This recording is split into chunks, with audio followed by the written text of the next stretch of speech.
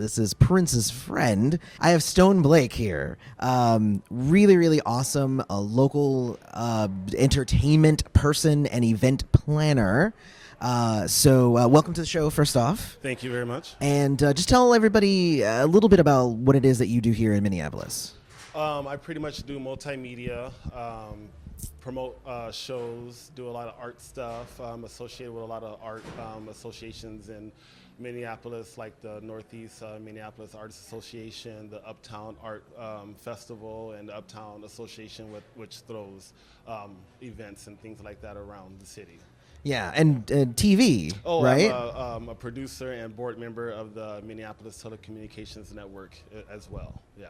That sounds like super fancy. I'm just saying. It sounds fancy, but it's not. And we're kind of going through. We're kind of reconstructing. We're going through some changes right now, so it's really less fancy. But we're trying to make it really fancy. And he has a pretty fancy shirt over here too. The beautiful one. It's got his name on it. Like he's. Representing. Yeah, Prince. That's a lot. That's a lot right here. And I was talking with Stone earlier, and the really cool thing was that he is a friend of the channel. So he watches these crazy weird videos that I do. And when I said that I was coming to Celebration 2018, he contacted me, and he's kind of the reason that I have all of the amazing experiences that I've had so far. I mean, obviously the stuff at Paisley, I paid for that. So that one was me. But the rest of it, I've been able to go do some sightseeing, and I've met some really amazing people, and I've got the chance to do some interviews. So those are courtesy of Stone here. So first off, thank you. And that was free. And it's free to me. I think he pays some for it, so I might have to. He might be billing me later. But but tell me, like, is this something that you hand out to everybody online? Like, what was it about the channel that made you were like, hey? Just a fan of the channel. I think you have a really, really great Prince channel. Like I was saying before, you don't come at it from a critic's point of view or a biographer.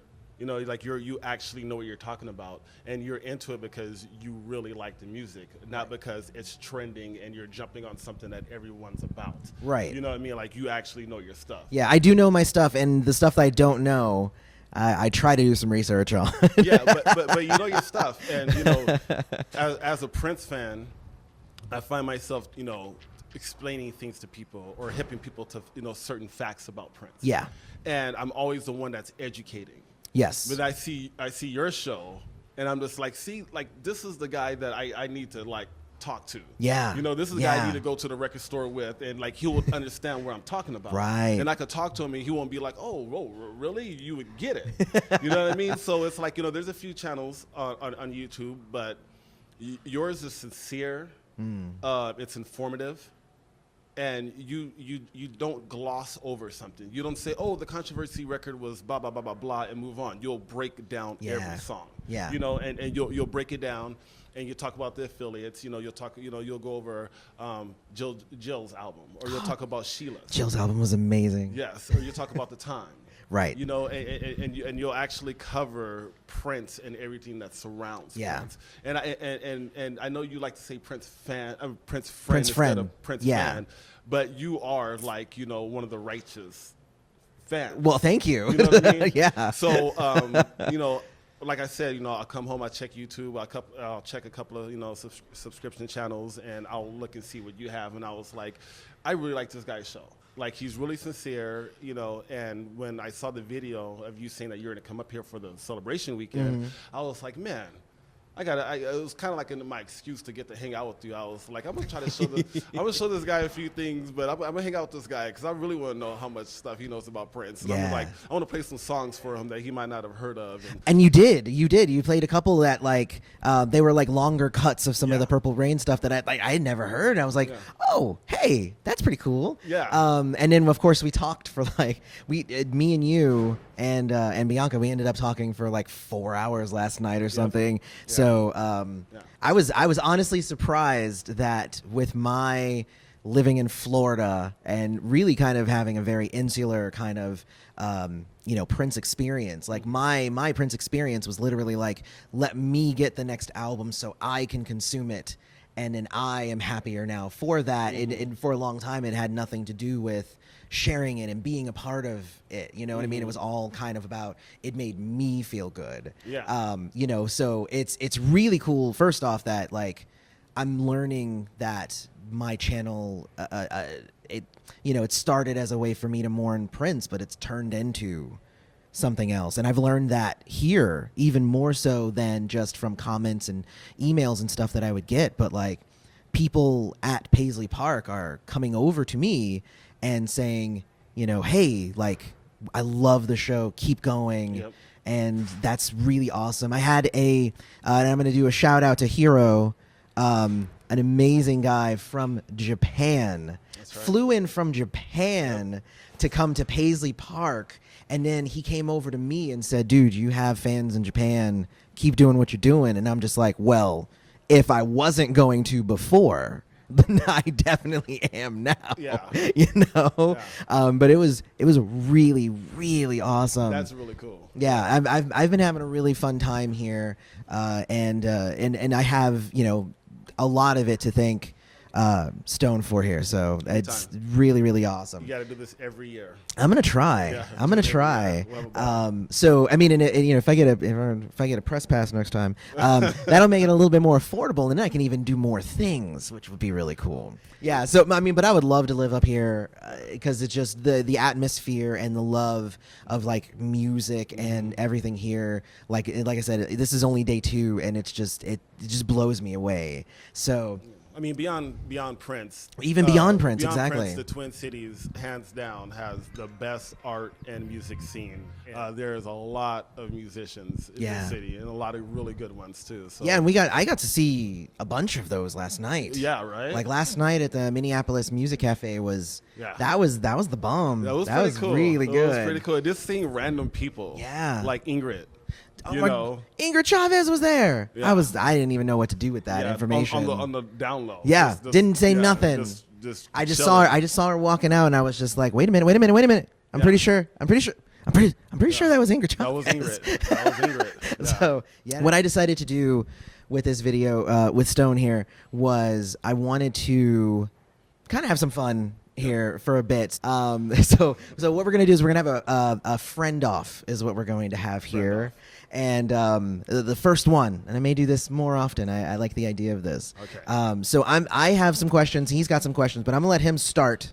The idea here is that anytime that we answer a question correctly, we get a point, and then whoever has the most points at the end, of course, it'll be likely him. He lives here. He lives it. There's gonna be a lot of things that he probably knows, but we'll see. But to set the record straight, I knew all of these answers before I moved to Minneapolis. Oh. That's how much of a Prince fan I am. Oh, okay. Okay. Well, I mean, and I prefaced this with when we were talking earlier, and I said, like, a lot of my Prince knowledge comes from the music. And there are other friends who are all about like learning where he ate his best bacon and like like what was the name of his childhood friend's dog when he was 8, and people know stuff like that. And I'm like, that's good. Well, so I don't know. I can't get in that deep. I wish I could. Okay. But most of the knowledge I know from Prince is from going through his mail. I'm just kidding. Oh, damn! Lurking at Paisley Park over here. All right, so we're gonna go with question 1. Okay, my number 1. All right, first question. Prince released an album every year in the 80s, except for what year? Ooh. 1983. Correct. Yeah. Nice. It was 1999 and 82, and then Purple Rain in 84. Boom. Yeah. Boom. I'm not messing with the amateur here. No, I knew. Okay. I got that one. So you mentioned Jill Jones earlier. Yeah. So what was the name of Jill Jones's big single from her self-titled album? It's something foreign. And then, do you know what it means in English? Okay, so it's the Boca It's 3 words, right? No, it's Boca. no, it's 2. It's 2. And Boca's the second one, actually. Okay, I don't even know what language it is. It's Mia Bocca. It's Minneapolis. And it's Italian, if I recall, and it means my kisses. Wow. Yeah.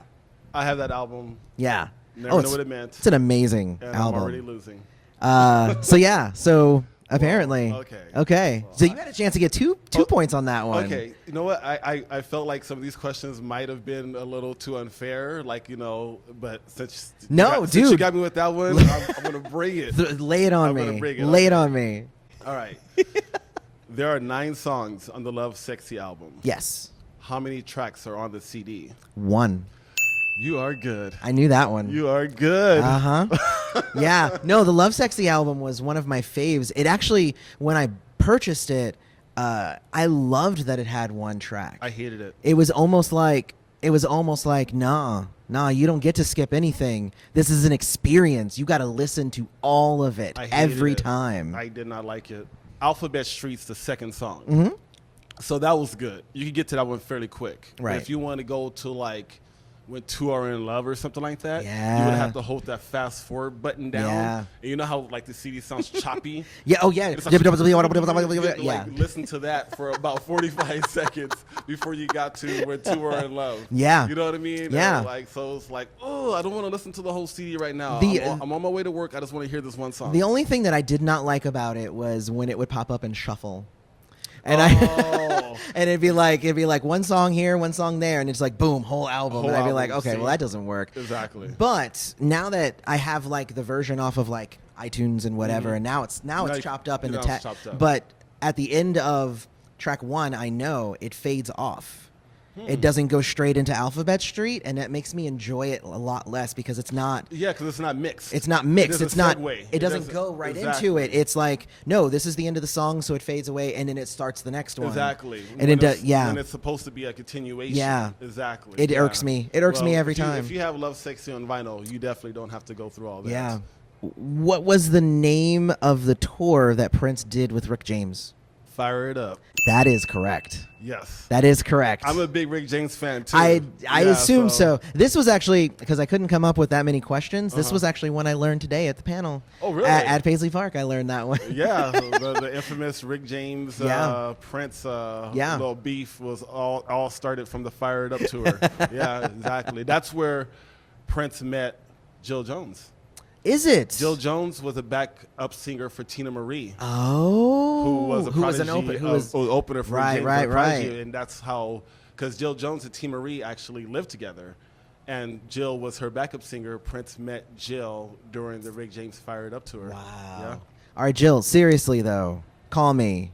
I will interview you in a heartbeat. Yes, Jill. You don't have to be afraid of us, Jill. Love I know you, don't like Jill. those other outlets, but come on, Jill. Even Holler if at you're us. scared of him, you can come talk to me. Exactly. Or if you're scared of me, I will give him the mic. You can come talk to him. Exactly. So-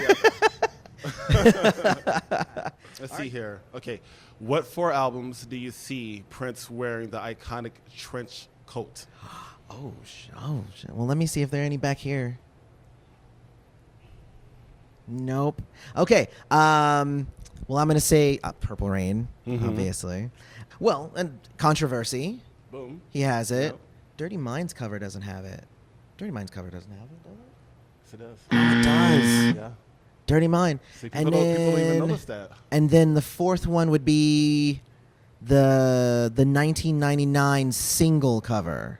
Well, the inserts to 1999, he's wearing it. So technically, it's in that album. But yeah, 1999. Oh, okay, because I was going with the cover, which is obviously See, that. That was a trick question. Oh, That was a trick so question. you're trying to yeah. get me. But people don't realize that the trench coat he's wearing on Purple Rain, the first variation of that, he's actually wearing it on the Dirty Mind album. See, I didn't even realize that was the Yeah, same it's coat, but it studs. is. It's got the studs and everything. Yeah. See, I'm learning some stuff today. All right, awesome. Okay. What was the name of the song that Maite directed the video for? I'm going to have to guess. Okay, Take a stab in the dark. throw something out. I'm going to say Bet You by Golly Wow. No, actually, no. Wow. I don't know this. No, it was the one. Really? She directed the video for The One. Oh man. Yeah. He's killing me here. Mm-hmm. He's killing me. I don't know how I'm doing this, guys. Wow. That's Jeez. It's because I'm losing here. It's I'm because I'm losing. not asking questions about Prince. I'm actually asking about people associated with Prince, and that's my trick here. Yeah. You got me. Wow. But no, Okay. so yeah, she did that one. The whole Betcha by Golly Wow. If you read her book, that's a weird situation with how that video came to be. Okay, now I'm getting into some stuff I'm All gonna right. get you on. All right. Okay. What was Prince's childhood nickname? Oh, actually, I don't know this one. I don't. I'm gonna go with the kid. No. I was pretty sure I was wrong on that one, but I couldn't just say I don't know. I had to guess. I had to guess something. What was it? It was Skipper. Skipper. Skipper. Why? Well, he didn't really take to being called Prince Okay. when he was a kid. It was abnormal, and people thought it was abnormal. And you know how mean kids could be. Oh, I do. So he kind of was known as Skipper. He hated Prince. Wow. He hated Prince. And then one day, I guess he snapped out of it and realized how cool it was. Yeah. And Chaz, his cousin, came over one day and was like, "Hey, what's up, Skipper?" And he was like, "Don't call me that. Don't call me that anymore. My name is Prince." So he actually ended up hating Skipper. That was a really and good demanded impression. everyone to stop calling him that and start calling him Prince. And just start calling Yep. him Prince. So that was a fun one. I like that one. Finally got him on one. You did. Yeah. I'm gonna get you on this one. Okay. Who is Prince's song Valentina about? Oh my God. Do you know Valentina? Hey Valentina, tell your mama she should give me a call. I do know the song. I didn't know it was actually about someone. It is. Like in real life. Yeah. So. If you go through the lyrics in your head, it most likely will spell it out for you. Is it Vanity? No. Okay. That's too easy. No, that's too easy. It is about Patrice Rushen.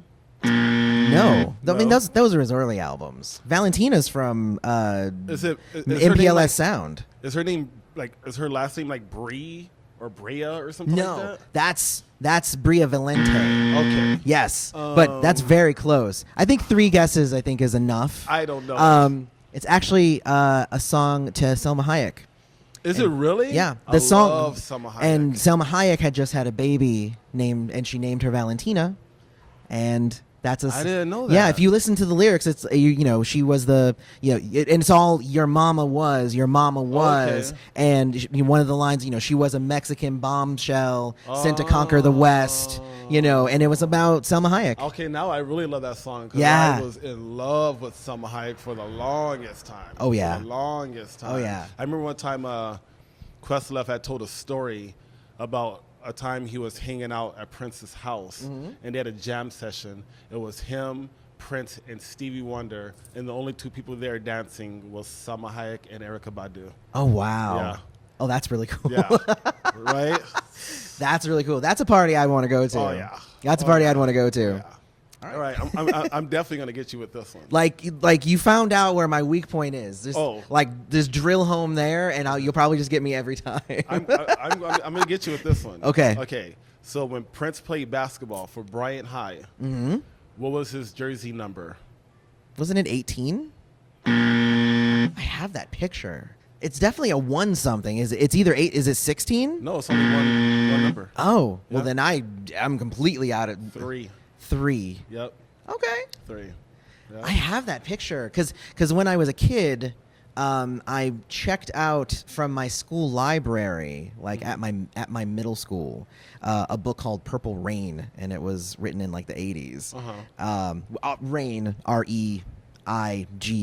Yeah. I have that book. And I have that. Yeah. So I checked out that book, and I never returned it. So I still have that book at home. From over 20 years ago, I still have that book. So, and I remember then that picture's in it. I thought it was in the teens. I guess I'm wrong. Yeah. Prince did a song called "When Will We Be Paid" in 2000. Which group originally did that song in 1970? I didn't know that a group originally did that. That was a cover, song. dude. Because that song is about how black people built how black people helped build America. I mean, black people built the White House. Exactly. And, it's like, when will we be paid for our contribution for, pretty much making you rich? And it was originally released in 1970. Man. Okay, I'm going to have to ask you for a hint. A hit question. Was it by a black group, of course? It was a black group. Whoa, wouldn't that be weird? Yeah, I if that was sure, yeah. I don't know if it was a group or if it was a solo artist. No, like it was a Prince. group. It was definitely a group. Okay. I actually talked about this one in a video recently. Is it Graham Central Station? Maybe not. But that's a good. Oh, that's a good. Because Graham Central Station wasn't around in 1970.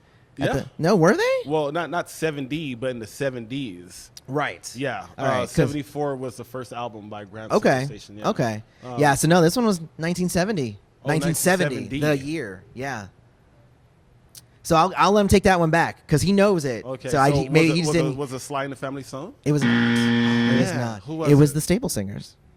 Oh man. It was the Staple Singers. I just watched a documentary on Mavis the other day. Yeah? What channel was that on? It was on. It's on HBO. Yeah. Oh, I'm gonna have to look that up then. Yeah, that's pretty cool. Because Yeah. I like Mavis a lot. Yeah. Also, Mavis, if you want to come on here, I will talk to you as well. Yeah. Because now I'm all about the interviews. That's what I'm saying. Never did an interview before today, but I'm all about it. Man, you're killing me with these Dude, I thought you were gonna get that You're one. killing me with these All right, man. questions. Wow. Okay. It's yours. All right. So here's another one that's gonna kill you. Maybe it won't. Okay. Actually, it probably won't. I'm good, man. Okay, you are good. Okay. What was Prince's mother's favorite song by her son? No, I really don't know this one. So I'm going to guess. And my guess is that it's probably something early. And it was probably something sentimental. So I'm going to say... When We're Dancing Close and Slow. No. No. It's Anastasia.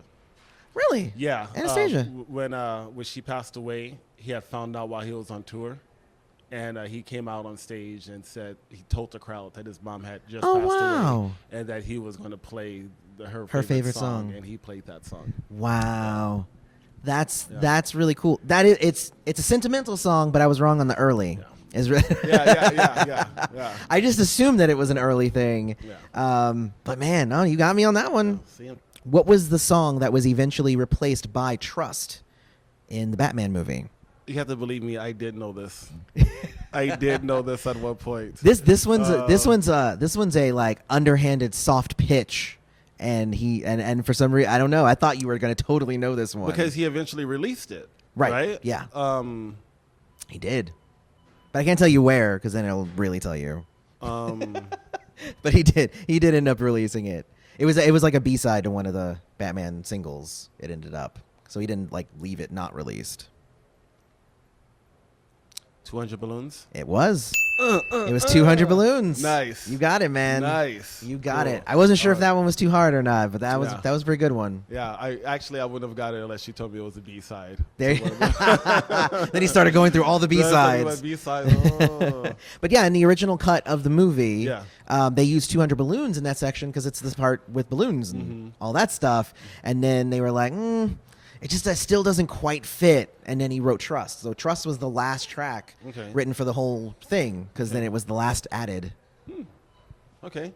You know, it's funny. Tim Burton, when they were filming those scenes, they were using 1999 and Baby I'm a Star. Yeah, when they originally were doing it. They were like, man, like, I think initially they wanted to actually use those songs, but then they were like, maybe he could come up with something like those songs. Yeah. And then all of a sudden it just became him doing the whole soundtrack. Right. And they just wanted a couple of songs in the movie. Right. Because I don't think anyone at Warner Brothers or behind the scenes were thinking, oh, this Batman movie is missing a Prince soundtrack. It's Prince, right? Yeah, you know what I mean? Like no, that is go together perfectly. That's like the last thing. Yeah, like the next thing you know, Prince comes in and checks it out. You probably saw Ken Basinger. He was like, you know what? Let me just do the whole album. Yeah, I'm here. I actually got a couple of days this month. So let me just do the whole album. Yeah. No, but you know what? If you watch the movie too, there's electric chairs playing in the background of the party at Wayne Manor. While they're at the party, electric chair. So yes, there were They were more than just the 2 songs in Yeah. it. It was actually a third one. Electric chairs being played in the background Yeah. of the party. Yeah. This one's gonna be a fun one to edit. Okay. All right. So, who was the original drummer for the time before Jelly Bean took the position? It was Morris Day.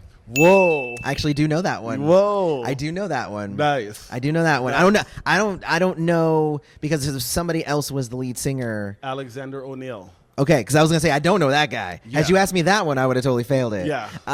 And then when that guy left, Morris took the spot, Yeah. and then Jelly Bean jumped in. Exactly. Yeah. So Yeah. because I watched the original 7 documentary. Oh, did where they say that in the they documentary? they mention it very briefly, like at the very beginning. Okay. They talk about like, oh, who was there and how it all kind of came to this 7. Okay. You know. So Oh, yeah. okay. So that was something I actually I learned that just a few months ago because I Okay. watched the documentary pretty Nice. recently. So again, I knew I was going to get you on that one. But no, yeah, good job. That one was Yeah. a good. That one, see, Yeah. that one was a good one, and it wasn't Prince related. It was people associated with Prince. Yeah. So that was my tactic. See, it don't work on me though. um, who was the song "Dream Factory" rumored to be about? St. Paul. Yes. St. I kind of had a Paul. feeling he was going to know that one because he knows St. I Paul. love that song. Yeah. The CD that we're listening to on the way up here, Yeah. that song was on that CD. Now, from my standpoint, it is rumored to be about St. Paul. Is it actually about St. Paul? You know what? It's a rumor. Right. I don't know. So you don't actually even know. No one close enough to St. Paul Okay. has ever came to me and said it is. Right. But I did see an interview where St. Paul addressed that rumor. Oh. And he didn't outright say, yeah, that was about me, but he was kind of more hurt that song was made. So I guess he was kind of saying that maybe he influenced it. But I also heard that song was about a few people, like Old Friends for Sale. Yes. I heard that song was kind of about Morris Okay. and St. Paul, because Morris left the Prince camp before the Purple Rain movie even came out. Right. And Prince Right. ideally wanted the tour to be a reflection of Purple Rain, so it would be Apollonia opening, Right. then Morris Day and the Time, and then the Prince and the Revolution. Right. But Prince left before the movie even came out. Right. So Prince pretty much had to carry the whole show himself with a couple of songs by Apollonia 6 at the beginning. And then the big burly dude with the white hair carrying him. Yeah, Yeah. Chick. Yeah. So, Was that his name, Chick? Chick, yeah. Oh, see, I didn't know Chick that. Huntsberry. Yeah. So when Morris left, he got a deal through Warner Brothers. Yeah. So then he was co-starring in the movies with Richard Pryor. In Yeah. The movie, and he was in Adventures of Ford Fairlane with Andrew Dice Clay. Mm-hmm. So that whole going to Hollywood Dream Factory could have had a little bit to do with Morris. I could see that. But same thing with St. Paul. Yeah. When St. Paul left the family, he moved to L.A.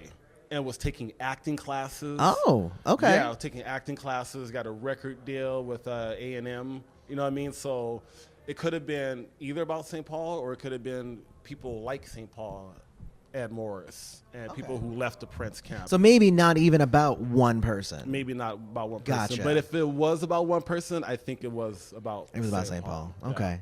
Yeah. That was the answer that I was going to accept was St. Paul. St. So Paul. just Okay, so all right. Okay, you only got a couple left. All You only right, got a couple so left. all right. So what Prince song has the lyrics? Hello, how are you? I'm fine. I know the Lord is coming soon. Coming soon. Oh, I actually do know this one as well. That one is I have to like play it in my head to find out which track it's at the end of though. It's at the end of Darling Nikki. End of Yeah. Darling Nikki. And it's backwards. It's backwards. Yeah. Yeah. Which, you know, it's interesting. When you just read those, I was about to say wow. Where are you? Because what is it? It's hello. Hello, how are you? Yeah. Yeah. And that's how wow starts. Mhm. So it Yeah. was like, oh, wait a minute. No, he used that there too. Yeah. I was trying to stump you with it because it was backwards. Yeah. But I was like, I'm pretty sure he played that backwards. Had you said like, what song was the I know the Lord is coming soon? Ha ha ha ha ha ha ha ha. You know, it's like because I think that's the same thing anyway. But it's just like I loved the but Yeah. when you play it regular, it's like Yeah.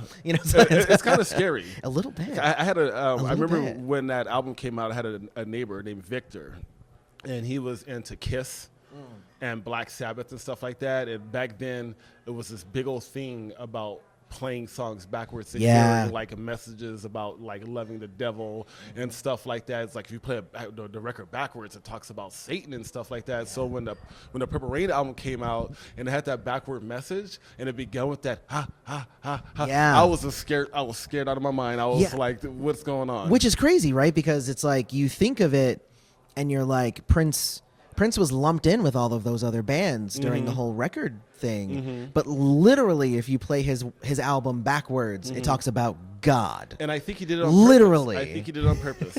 I think he did it on purpose. It was like this music lover type of thing people would talk about, in their homes. They would be like, if you play this record backwards, it talks about, Satan and the devil. Yeah. And I think Prince heard about it. He was like, okay, well, I'm going to have something on my record that you have to play backwards. But it's going to be about God. And it's going to be about God, exactly. right. So if you want to play with records and spin them backwards, then listen to something that's righteous. Exactly. Something, exactly. All right. This is my last one. All right. What was the name of the last album Prince released through Warner Brothers? Like, it's a tricky one, right? Because it should be obvious, but as soon as you think it's too obvious, that's when you answer it incorrectly. I know it. Old Friends for Sale. Oh. I mean, that's technically true. Well, okay. That's technically true. Well, but it wasn't the last one he released through. Oh, you mean Warner Brothers? Okay, so because then technically it would be like the very best of Prince or whatever, So it's like. Let me see. He was going through the slave era, right? So he released "Come." Mm-hmm. Okay, and then after "Come" was "Old Friends for Sale," right? No. There was one in between it. Chaos and Disorder. You almost got me. No, that's the answer. That's the actual answer. Yes. Answer. I was visualing the album cover, but I had the wrong title for the album cover. Yeah, it's the Broken 1999 album. Right. It's Chaos and Disorder. Yeah. Right. So because it's Chaos and Disorder was the last one that he officially released. Mm-hmm. I think 1999. It was 1999. Yeah, it was. It was 1999 was when they released Old Friends for Sale. Mm-hmm. He didn't release it. Yeah. It was tracks that he had given to Warner Brothers as presents. Mm-hmm. And they were like, well, then it's 1999. We need to bank on this. Yeah. Let's release this album too. Yeah. And then so Prince had like nothing to do with the release of that album. Mm-hmm. So the last one Prince did was Chaos and Disorder. Yeah. So that was good. I was assuming you'd get that one. Yeah. You confused yourself. Well, it was because those are the last two. Yeah. And I actually did not get into them right when they came out. The next one, if you get it, it's going to be like, that was a really silly question. Okay. But let's just use that as a bonus. I'm going to skip over and go to my last one. Let's do that. What music video by Prince did Ice Cube direct? Ooh. I do not know. So I'm going to guess. I'm going to go through my catalog of things. Let me see. When did he? It was around that era. Face Down. No. No. Darn it. How about if I give you a hint and give you another try? Okay. It had an anti-gun message through the video. Oh, was it Love Sign? Love Sign. Really? Ice Cube directed Love Sign. Yeah. Okay. Yeah. Yeah. I mean, I could see it. Yeah. But isn't that crazy that Ice Cube would... I didn't know that. I didn't know he did directing. Yeah. That's pretty cool. He directed Prince's Love Sign video. Okay. All right, let me ask you I like that song like a lot. I love that song. And Nona Gay. Yeah, Nona Gay was good. Oh, I was in love with her. Anyway, sorry. This is my silly question. Okay. Name all of the songs on both Madhouse albums.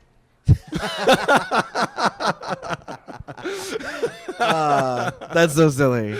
I guess really the question would be like, when do I stop? And I think that then that tells you if I actually know what I'm talking about, because I know all of the Madhouse tracks are just 1, 2, 3, 4, 5 on both albums. Yeah. But I actually don't know how many there are. Usually, if I listen to it, I usually just throw it on and I just let it play. I don't actually know how many tracks are on there. You don't have to. Yeah. So I'm gonna count to 12 and say that was probably about it. So combined. No, Oh, no. Okay. no. So how many in the first album? I think there was 8 on the first one. Yep. And Yeah. how many on the second? I don't know that one. 8 too. Okay. So oh, it went up okay. to 16. Okay. Well, And there you then go. on the 1-800 New Funk album, Yeah. there's a 17. Because there's a Madhouse song on Oh. there. So it's 17 building off the... That makes perfect sense because Yeah. I like that track too. Yeah, 17. Okay. Yeah. Yep. All right. Awesome. All right. All right, Well, so hopefully you guys learned something. I did. Yes. I learned quite a few things, and that was crazy. And hopefully you liked the trivia. So I think that's going to be the end of this video. So until next time, thank you for coming on, Thank you for having me. and may you live to see the dawn. See you later. And if you like that video, don't forget to hit that little subscribe button down there. It's right in the corner. And also, there's other videos below me. Definitely check those out. Also, follow us on social media, and you can support the channel by visiting our Patreon or our Redbubble merch store. See you next time.